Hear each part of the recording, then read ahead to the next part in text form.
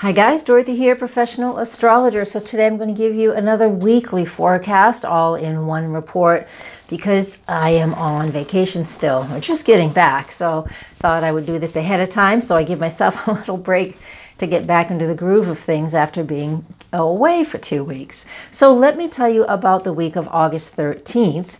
We have a few things going on in the beginning, some stuff happening at the end, and I'll be right back.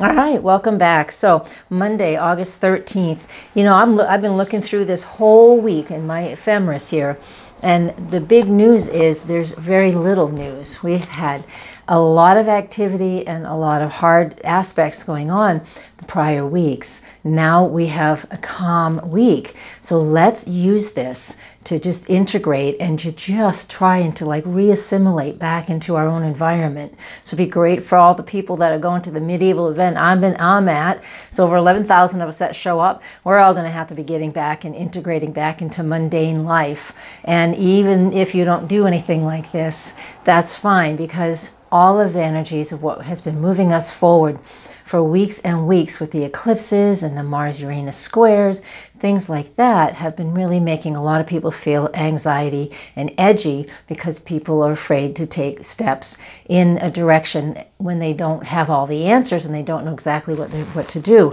So this is all about integrating all of these things and allowing yourself to have some faith and be in a little bit more of a neutral place while we assimilate the energies that have been coming in. Listen to the energy workers that talk all over YouTube and light workers, because they're explaining a lot of the energy of what is happening. So you'll see that this week is one of those weeks, because basically we have the moon moving through Virgo on Monday, which is about focusing on details. Sorry, my windows are open. I know you can hear the noise of the street.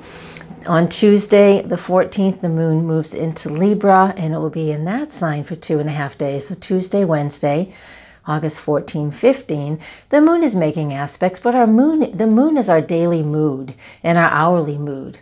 So, you can wake up in the morning in a good mood, have something kind of throw you off a little bit, and by the end of the day, you can be back in a good mood again. So this is all the influence that we have going on over the whole week, all right?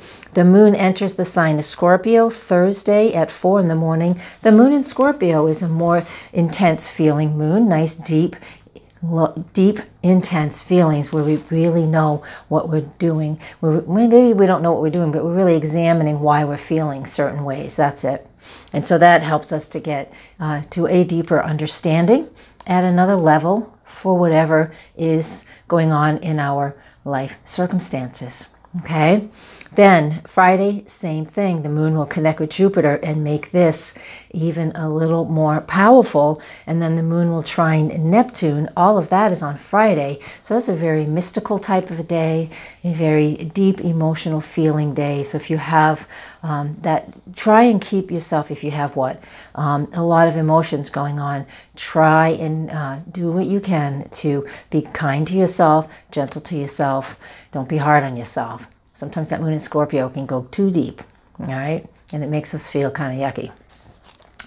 What we do have on Saturday the 19th or Sunday, Saturday the 18th or Sunday the 19th, Mercury is stationary on Saturday and Sunday. So it's on the West Coast on Saturday, East Coast on Sunday. So it's the middle of the night. So Mercury goes stationary and we are back on track. So it's going to take a couple days before he gets moving, take a week or so before Mercury gets out of what some people call a shadow phase, which just means that we're re-evaluating stuff we've already kind of looked over a few times, usually 3, over the last few weeks. So while Mercury is stationary, again, remember I've mentioned this before, I have a video on retrograde planets, so come find that. I'll put the link at the end as well if you're finding this on YouTube. And so when it's stationary like that, that just means that there's not a lot of movement, kind of like a traffic jam. You are moving, but you're not going as fast as you want to because there's no way you can. right? 10 miles an hour is better than a standstill, but it still doesn't make you happy. And that's what the stationary energies feel like when Mercury is stationary especially. So we're going to talk about the last aspect that we have for Sunday, and that is Jupiter trine Neptune. And with Jupiter trine Neptune, this is the last aspect they make, exact aspect they make to each other from Scorpio to Pisces. This is a beautiful energy. This is the third hit in the year. It's the one thing that's been keeping a lot of people sane and a lot of people in an okay space, because things aren't as bad as they could be type of an attitude. Jupiter trine Neptune has a lot to do with that. And if you're a person who's always upbeat and cheerful, this just adds right to it. It helps you to change and transform wherever it is that you need to. It helps you to stay in a spiritual centered place. And it helps you through meditation and any of the spiritual things that are really important for you. So spiritual, religious, prayer, anything in that category. So whatever helps you to feel like your spirit and your soul is in a good spot. So we've had that Jupiter-Neptune connection off and on for the whole year. So it's been our saving grace for a lot of people. All right, so wherever Jupiter is moving through your chart, there's now a fair amount of expansion since it went direct on July 10th. So the expansion will continue. And then Jupiter moves into Sag in the fall, and we'll talk about that when we get to it. But there's a lot of good expansion happening as we move through the year in some areas. All right, I'm going to leave you with that, and I will see you next time. Blessings. Namaste.